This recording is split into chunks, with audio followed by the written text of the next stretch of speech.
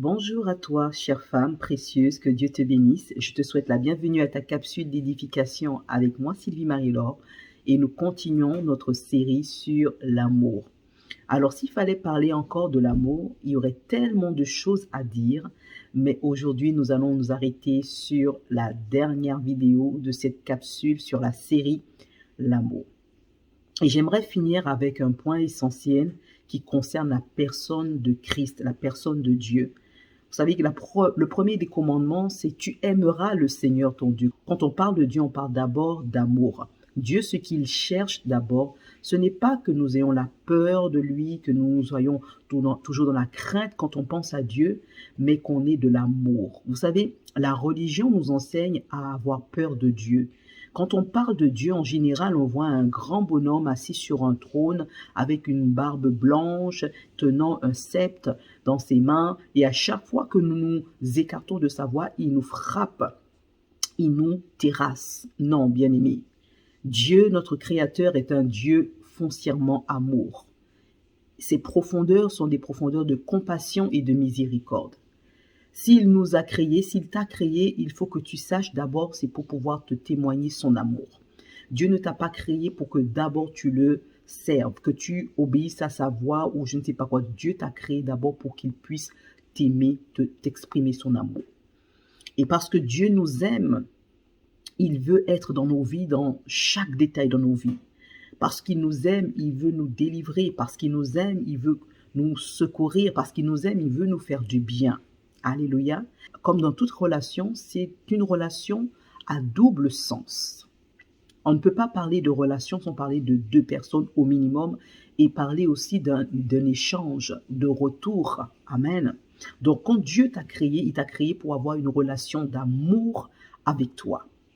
Donc, Dieu t'aime, Dieu te donne la vie, Dieu te donne la santé, Dieu te bénit, Dieu te protège. Et encore, l'expression de l'amour de Dieu, c'est le don de son Fils à la croix, car il est écrit en Jean chapitre 3, verset 16, « Car Dieu a tant aimé le monde, qu'il t'a tant aimé toi, qu'il a donné son Fils unique, pour que, en acceptant le Fils, que tu reçoives la vie éternelle. » Voyez, donc Dieu ne nous a pas créés pour l'enfer, Dieu ne nous a pas créés pour le jugement, Dieu ne nous a pas créés pour que nous puissions souffrir sur la terre, Dieu ne nous a pas créés pour la maladie, Dieu ne nous a pas créés pour perdre des êtres chers, Dieu ne nous a pas créés pour ces choses. Dieu nous a créés pour pouvoir avoir une relation d'amour avec nous.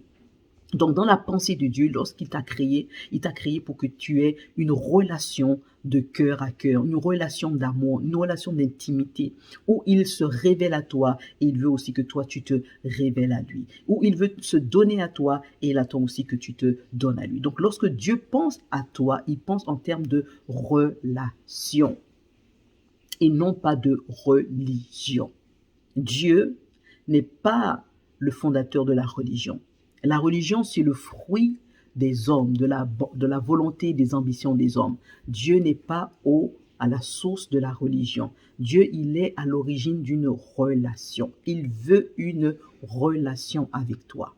Il veut avoir cette relation de père et d'enfant. Il veut cette relation d'époux et d'épouse. Il veut cette relation d'ami à ami avec toi. Et la base de cette relation qu'il désire entretenir avec toi, c'est une base d'amour. Voilà pourquoi Dieu t'a tant aimé qu'il a donné. Cependant, en retour, nous devons aussi aimer Dieu. Et donc, l'aspect de l'amour que nous allons développer aujourd'hui dans cette capsule d'édification, c'est aimer Dieu, aimer le Seigneur. Contrairement à l'amour, la manifestation de l'amour des hommes, l'amour, aimer Dieu, ne consiste pas à avoir des sensations par rapport à Dieu, à éprouver des sentiments pour Dieu. Cela ne suffit pas. Amen. Donc Dieu n'attend pas que tu sois là avec des larmes pour dire « Oh Dieu, je t'aime ». Dieu n'attend pas que tu sois là à genoux en train de pleurer « Oh Dieu, je t'aime ». Toutes ces choses sont impressionnantes aux yeux des hommes.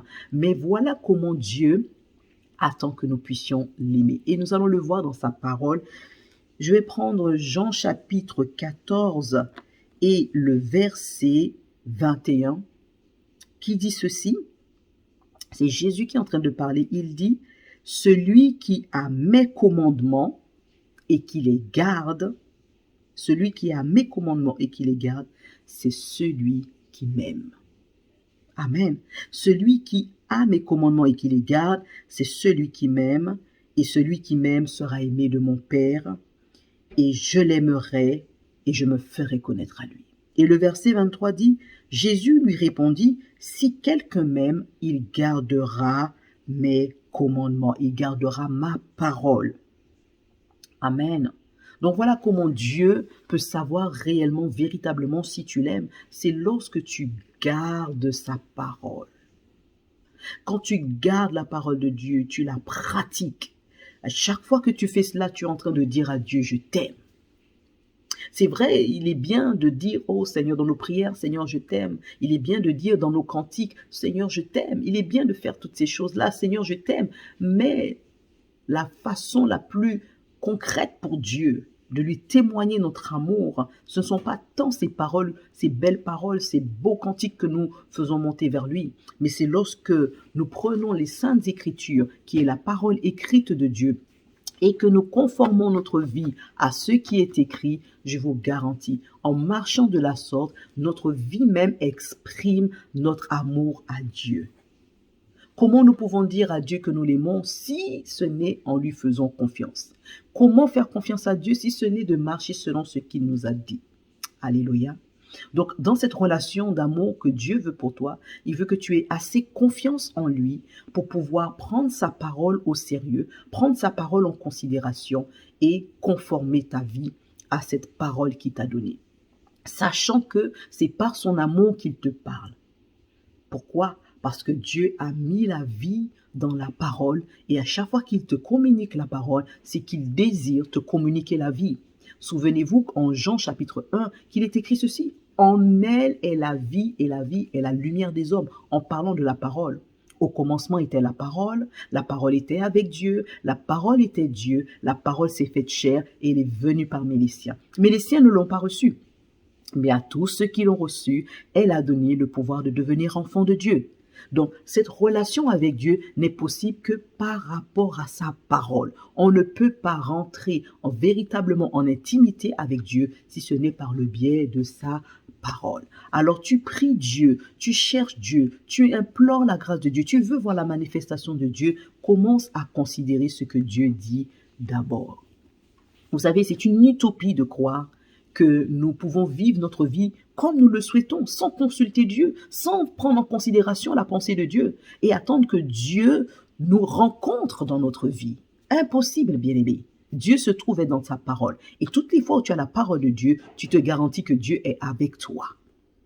Alors, je veux t'encourager par cette petite capsule à reconsidérer l'amour que tu dis que tu as pour Dieu.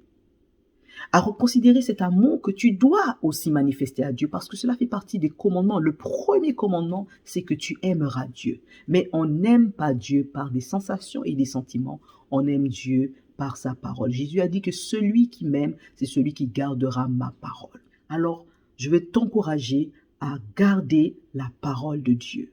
À garder cette parole non seulement dans un coin de ta tête, mais à conformer ta vie à cette parole que Dieu te donne. Sachant que Dieu, dans son amour, il nous donne sa parole afin d'être une lumière sur notre sentier. Dieu, dans son amour, nous donne cette parole pour nous laver et nous sanctifier. Dieu nous donne cette parole pour que nous puissions recevoir cette vie qu'il a prévue pour nous.